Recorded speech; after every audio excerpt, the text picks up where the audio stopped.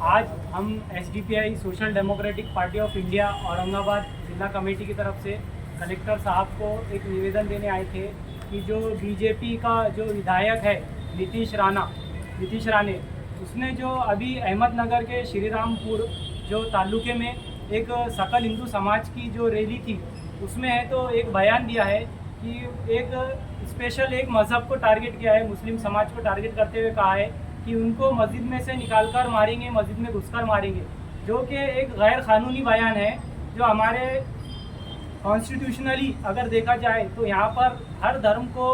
हर मज़हब को रहने वाले लोगों को एक बराबरी का हक मिला है और वो एक ऐसे एमएलए एक कॉन्स्टिट्यूशनली पद पर रहकर जिस तरह का बयानबाजी कर रहा है वो आगे चलकर एक बहुत नुकसानदाह है तो साबित होने वाला है। और हाल ही में वो नुकसानदाह साबित हो रहा है, दो धर्मों के दरमियान में एक झगड़ा लगाने का काम वो कर रहा है। तो उस पर जो एफआईआर दर्ज हुई है, अहमदनगर में एक एफआईआर दर्ज हुई है, उस पर कुछ कानून जो हल में है उसको लेकर, और हम यहाँ पर ये डिमांड लेके आए थे कि उसके खिलाफ है तो एमपीडीए का और एक एनएसए के तहत उस पर कार्रवाई की जाए। तो यहाँ पर हमारे साथ महाराष्ट्र के कोषाध्यक्ष यूसुफ पटेल साहब आए थे, औरंगाबाद जिला के अध्यक्ष साकी अहमद साहब,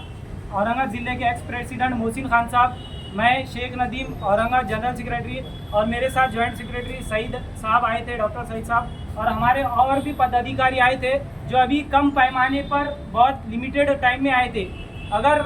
यहाँ से हमारी ये डिमांड है कि कलेक्टर साहब उनको आगे ले जाकर इस पर कड़ी कार्रवाई नहीं करते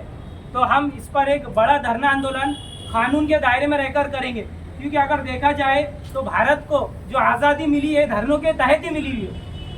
रेशमी रुमाल से लेकर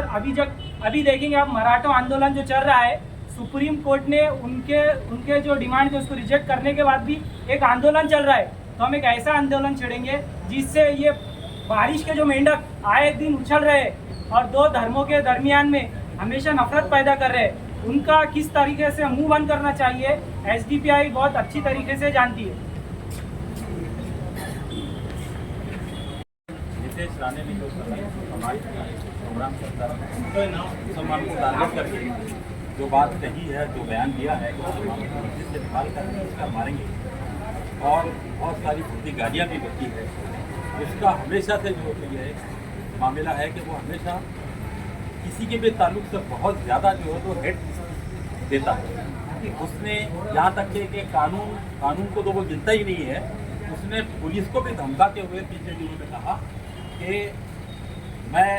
ऐसी जगह पे तुम लोगों की बदली करवाऊंगा कि तुम्हारी बीवी को भी तुम्हारा फोन नहीं लगे। अभी उसके बाद में रिसेंटली उसने जो तो एक और जो तो गलत वक्तव्य किया है पुलिस के बारे में ही, कि जिन लोगों ने जो है तो पुलिस के बारे में एफआईआर की है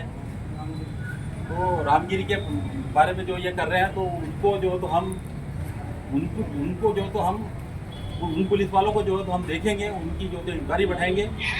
तो ये ऐसे धमकाने वाली, उसी तरह से जो तो संजय सिरसाट ने पिछले दिनों में जो तो ये हरकत किया था, और इसी तरह से ये नफरती कीड़े पूरे मुल्क के अंदर जो आरएसएस और भाजपा ने जो है पैदा करके छोड़ी भी है,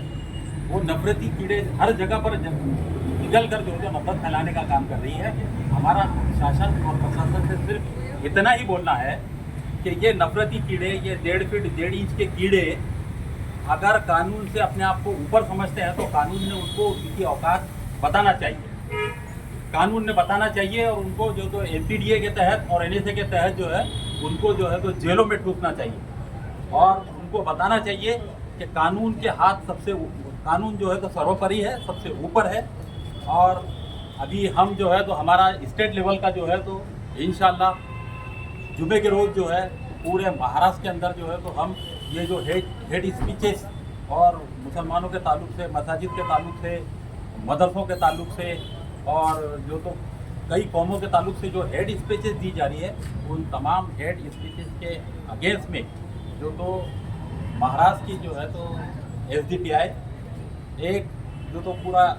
राष्ट्रव्यापी जो तो आंदोलन कर रही है। इंशाल्लाह वो जुमे के रोज़ कलेक्टर ऑफिस पे होगा।